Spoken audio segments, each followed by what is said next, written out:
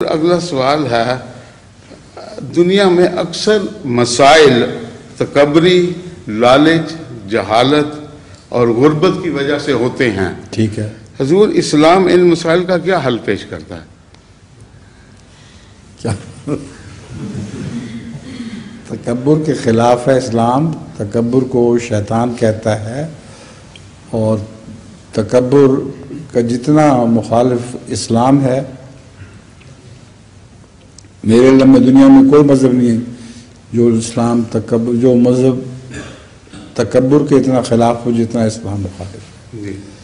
दूसरी बात क्या है, लालच और हिर्स, इसकी भी इस्लाम बड़ी सख्त मुखालफत करता है। तीसरी बात क्या थी? जहालत और गुर्बत। जहालत भी इस्लाम रसूलुल्लाह सल्लल्लाहु अलैहि वसल्लम ने यहाँ तक फरमाया कि इल्म सीखो ख्वाह उसके लिए चीन जाना पड़े। तो इल्म को बहुत हज़रत सल्लल्लाहु अलैहि वसल्लम ने इज़्ज़त दी है। तो ये जहालत की कला कम करने वाली बात है। जहालत और गुर्बत को पाकिस्तान में कैसे मिटाया जा सकता है?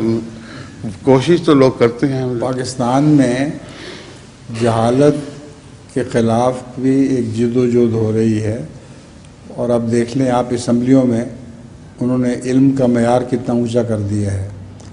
पहले हर कस व नाकिस जो मैट्रिक फेल हुआ करते थे वो भी वज़ीर बने जाते थे।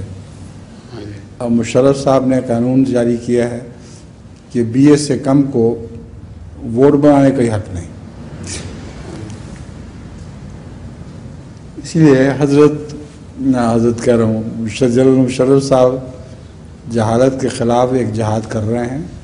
अब वक्त लगेगा उसको ठीक होने में।